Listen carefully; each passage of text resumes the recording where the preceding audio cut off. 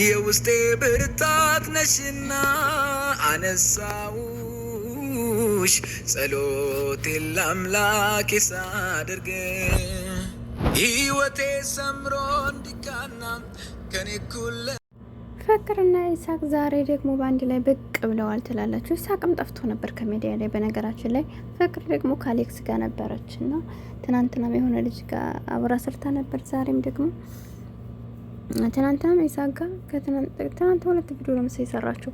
አልሙሄም ዛሬ ከሱ ጋር መጥተዋል። እውነት ለስራ ከሆነ ደስ ይላል ሁላቸውም። እሷም ጠንካራ ነው፣ እሱም ደግሞ ጎበዝ ነው።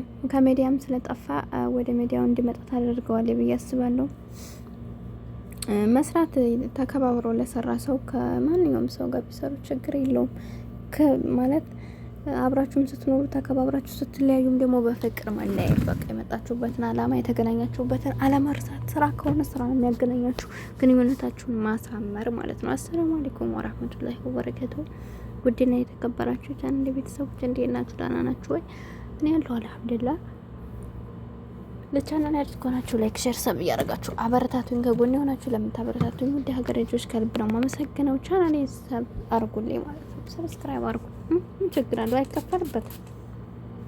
ቀላል እኮ ነው ትላላችሁና ሁላችሁም የፍቅር አድናቂ ናችሁ። ጀግና ያው ሄሉሻም እንግዲህ ከፍቷታል ዛሬ።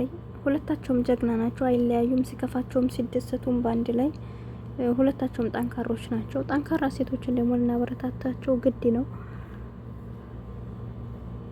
ወንድም ይሁን ሴት ጠንካራ ሰዎችን እናበረታታቸው። እንስራ የሚልን ሰው አበረታቱ። እውነት ለመናገር የሚሰርቅን ምን የሚል ነው እንጂ ከድርጊቱ ለማስተው መሞከር ወደ መጥፎ ሰው ሲሄድ ነው እንጂ ሀዛ ቦታ ለማስለቀቅ መሞከር። እንስራ ላለ ሰው እናግዘው። ምን ችግር አለው? የኛ እነሱን ሰብስክራይብ ማድረግ፣ ኮመንት መስጠት፣ ላይክ ማድረግ ለነሱ ጥቅም ካለው እንርዳቸው በቻልነው አቅም ማለት ነው። ሁሉም ሰው የሚሰራ ከሆነ ማንም ለማንም ምቀኝነት አይኖርም፣ ህስደት አይኖርም። ማንም የማን እንዲቀማ አይችልም። ተከባብረን ተዋደን እንኖራለን። አንዱ ኑሮት አንዱ ሳይኖር ነው በቃ ሰላም የሚያጣው ያለውን ሰው ለመጣል የምንሞክረው። ስለዚህ የሰው ልጅ ስላለው ነው አሁን ስንት በሽተኞች እንዲታከሙ ስንት አስክሬን ወደ ሀገር እንዲገባ ያለው። እኛ አረብ ሀገራት ያለ ነው፣ በተለያዩ ፈረንጅ ሀገራት ያለ ሰው ስደተኛ ባይኖር ይሄ ሁሉ እየተዋጣ ምስኪኖችም ሊበሉ አይችሉም። ሊወደቀ ሊነሳ አይችልም። የታመማ ሊታከም አይችልም። ስለዚህ ማንኛውም ሰው ስለሰራ ነው አይደል? መስራታችንን ደግሞ መውደድ አለብን። አብረን እንስራ፣ አብረን እንደግ። ይሄን ነገር ልምድ አድርጎ አእምሯችሁ ላይ እንትን በሉት ማለት ነው። እና እንግዲህ ይሳቅና ፍቅር ዛሬ ደስ በሚል ሁኔታ ነው እየተወፋፈቁ የነበረው። ውሃ ልታፈስበት እዛ ላይ አይኑ ገብቶበት፣ እኔ ራሱ አይኔ ላይ አሁን ገብቶብኛል። ከጧት ያነሳ አይኔ ጭራ ገብቶብኝ ማለት ነው። አንዳንዴ እኮ ሰው እኮ የሚያስፈልገን ፓርት አለ። የእውነት ነው የምላችሁና ይሄ በቃ ጧት የገባብኝ እስካሁን ድረስ አይኔን እያመመኝ ነው። የሚገርማችሁ ነገር እያለቀሰ ነው። ማን መቶ ሊያወጣልኝ ነው? አዲያ ነው ምስኪና ፈርትላለች እና ማለት ነው ላከ ሰው ያስፈልጋል። አንዳንድ ሴቶች ይላሉ ወንዶች ሚስት የሚያምራችሁ ክረምት ሲመጣ ነው እንዴ ብርድ ሲመጣ ነው እንዴ ይላሉ። እኔም ታዲያ ሰው ያስፈልገኝ በዚህ ታይም ነው እንዳላላችሁ ሁሌም ከጎን ሆኖ እያልኳችሁ ነው። ሁሌም ነው ግን ወላሂ ሰው ከሌለ ከባድ ነው። አሁን አይኔ ጭራ ገብቶብኝ እንዴት አድርጌ ላውጣው አልታየኛል። የሚገርማችሁ እና ምን ትዝ እንዲያለኝ ታውቃላችሁ? ኢሳቅ ላይ እፍ እያለች ስታይለት አይኑን አይቸኮ ነው። ቅናት እኮ ነው። እና ለማንኛውም ስለዚህ ማንኛችሁ በህይወታችሁ ማንም ይምጣ ማንም ይሄድ ጠንካራ ሆኖ ጀግና ሆኖ ከስኬታችሁ ወደ ኋላ አትበሉ። ወላሂ ስኬታችሁን ለምንም ብላችሁ እንዲያተው በቃ ራሳችሁ እንዲያጥሉ ለሰው ላይ ብላችሁ ሰው ሲመጣም ሲሄድም ሲሄድ አታውቁት ሲመጣ አታውቁት። ስለዚህ ለእንዲህ አይነት ሰው ብላችሁ እናንተ ከስኬታችሁ መፈናቀል የለባችሁም። ማንም ሰው የሚወዳችሁ ስትሰሩ ሲኖራችሁ ነው አይደለም? እንደዛ ከሆነ ደግሞ የሰው ልጅ ሲሰራ ነው ገንዘብ የሚያገኘው፣ ሲሰራ ነው ሰው የሚወደው፣ ሲሰራ ነው ሰው የሚያከብረው፣ ሲሰራ ነው ለሰዎች ሊረዱ የምትችሉትና ወንድም ጋር ሆናችሁ ሴትም ጓደኛ ይዛችሁ እነሱ ጋር በተጣላችሁ ሰዓት ህይወት ከዚህ በላይ እነሱ ከርታዊ መንጥሪዎች መዛዘን አስፈላጊ አይደለም። በቃ خلاص የፈለገ ሰው እናንተ ጋር ይኖራል። ሰው ለማስከፋት አትሞክሩ። ራሳችሁን የሰውን ሀቅ ጠብቁ። እናንተ አትድረሱባቸው። ግን በራሱ ታይም ለህዴ ሰው ብላችሁ እናንተ ከስኬት መፈናቀል፣ ወርቆ መቅረት፣ ማለቀስ፣ መዛዘን አስፈላጊ አይደለም። ስለዚህ የሰው ጋር ትገናኛላችሁ። ከተለያያችሁም ካላስ አላህ የፈቀደው ነው የሚሆነው። ማንኛውም ነገር የተጻፈው ነው የሚሆነውና በዚህ መኑ ልላችሁ ፈልጌ ነው።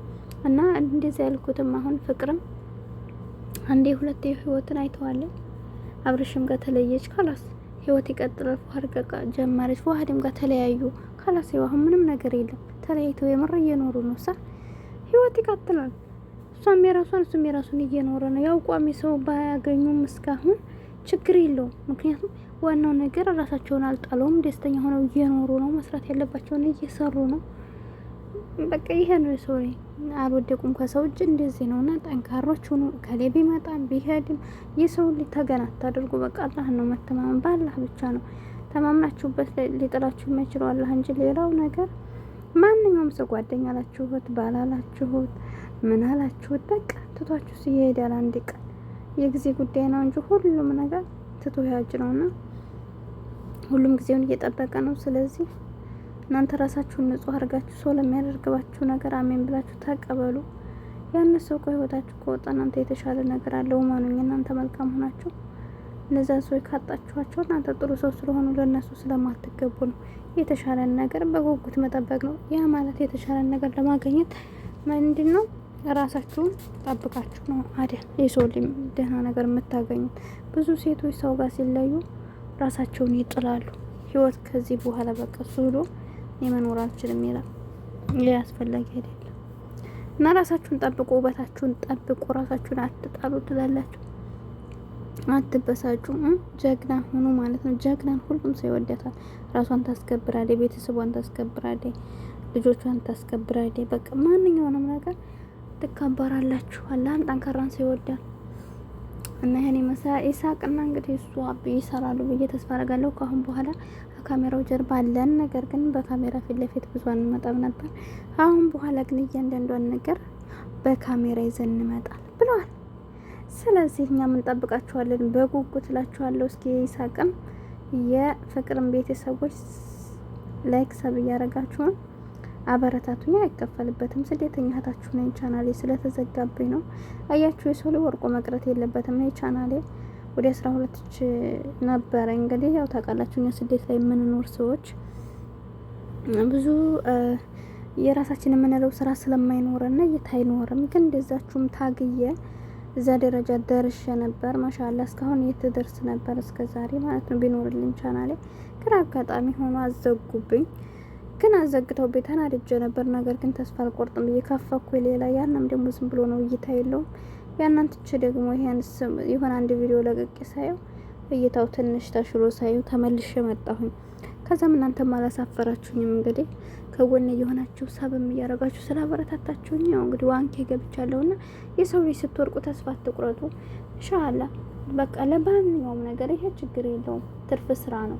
ግን በህይወታችን እንደዚህ አይነት ውድቀት ሲጠብቀና ተስፋ መቁረጥ የለብንም። በቃ ካላስ አንድ ነገር ላይ ግድ አትበሉ። እንደነገርኳችሁ እኔ ያነ ተዘጋብኝ፣ ሌላ ከፈትኩኝ፣ መልሰው ዘጉብኝ፣ ድጋሜ ሌላ ከፈትኩኝ። ወደ 500 አረጌ ከዛ ሳየው እይታ የለውም። ካላስ ታውቁት። እሱን ደግሞ ይሄን ሞከርኩ ዝም ብዬ ሳየው ደህና ሆነ። አያችሁ። እና በህይወታችሁም አንድ ነገር ላይ ግድ ብላችሁ ካልተሳካ ብላችሁ በዛ ተስፋ ቆርጣችሁ መውጣት የለባችሁም። በአንዱ ብላችሁ በአንዱ ሞክሩ። በአንዱ ባይሳካ በአንዱ ይሳካልና ሁልጊዜም አንድ መንገድን አትከተሉ። በተረፈ ወዳችኋለሁ፣ አከብራችኋለሁ። ቻናሌን ሰብስክራይብ አድርጉልኝ። አብራችሁ የነበርኩት ይሁን። በቀጣይ ቪዲዮ እስከምንገናኝ አሰላሙ